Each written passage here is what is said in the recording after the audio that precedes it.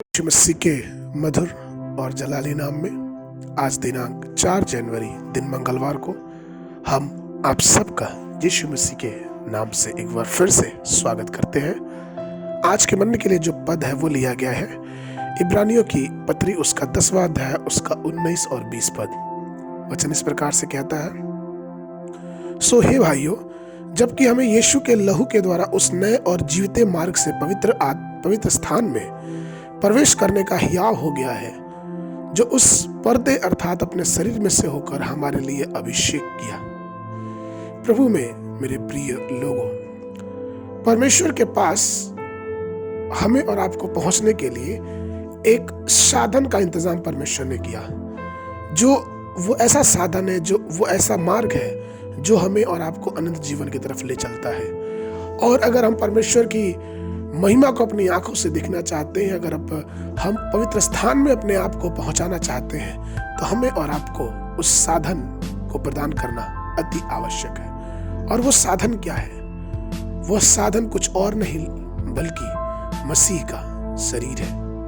प्रभु यीशु मसीह ने अपने शरीर को अपने मांस को, अपने शरीर को उस क्रूस पे चढ़ा दिया। एक बलिदान के रूप में उसने परमेश्वर के सामने उसको दे दिया। उसके लहू बहाने से, उस क्रूस पे जो उसने लहू बहाया, उसके द्वारा हम और आप अब इस लायक हो गए हैं, जो कि पर्दा, जो कि एक डिवीजन, जो एक वर्गीकरण था, वो हमारे बीच और परमेश्वर के बीच में वो हटा दिया गया। वचन कहता है कि यीशु मसीह की मृत्यु के दिन जैसे उसने प्राण छोड़े, मंदिर का पर्दा बीच से फट गया। अर्थात यीशु मसीह का मृत्यु ही हमारा और आपके उद्धार का साधन, उसके लहू बहाने से ही हमारा और आपका मार्ग जो प्रभु के लिए सीधा और साफ दिखता है। एक बार की बात है कि एक बार साधु सुंदर सिंह से किसी उनके रिश्तेदार ने पूछा कि ईसाई धर्म में या फिर मसीही धर्म में ऐसा क्या खास बात है जो तुमको अलग धर्मों में नहीं मिलता? यदि तुम ये बता दो कि क्या खास बात है, तो मैं भी सोचूंगा तुम्हारे जो धर्म की बात उस पे विचार करने के लिए। साधु सुंदर सिंह ने कहा कि बहुत नम्र स्वभाव से उन्होंने कहा कि सब धर्मों में सब बातें अच्छी है, लेकिन किसी भी धर्म में मार्ग की बात नहीं की गई है। किसी भी धर्म में उस मार्ग और उस अतुलनीय प्रेम के विषय में बात नहीं की गई, जो प्रेम का अंतः परिणाम बलिदान है। क्योंकि मसीही समाज में, मसीही धर्म में यीशु मसीह ने अपने बलिदान के द्वारा उसने मनुष्य जाति से इतना प्यार किया कि उसने अपने जीवन को, अपने प्राण को बलिदान कर दिया।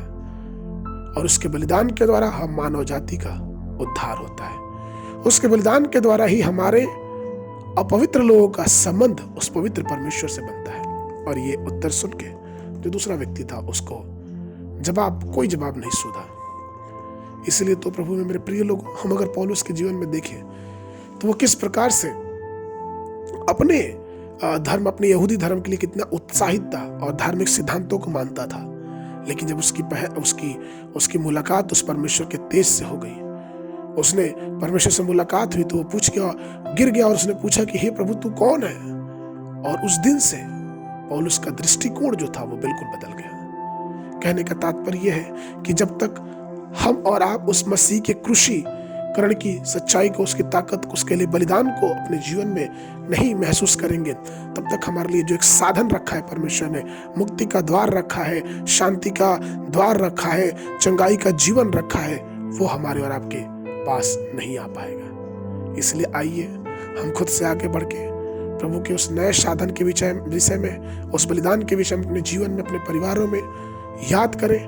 और परमेश्वर हम सबको अपने उस नए साधन, जो उसका बलिदान है, जिसके द्वारा उसने हमको उद्धार दिया है, आशीष देने पाए। आज के वचन के लिए जो पद है वो लिया गया है प्रेरितों की पुस्तक उसका 9 अध्याय उसका 17 पद। वचन इस प्रकार से कहता है, तब हनन्याह उठकर उस घर में गया और उस पर अपना हाथ रखकर कहा, हे शाऊल, प्रभु अर्थात यीशु जो उस रास्ते में जिससे तू आया है तुझे दिखाई दिया था, उसी ने मुझे भेजा है कि तू फिर दृष्टि पाए और पवित्र आत्मा से परिपूर्ण हो जाए।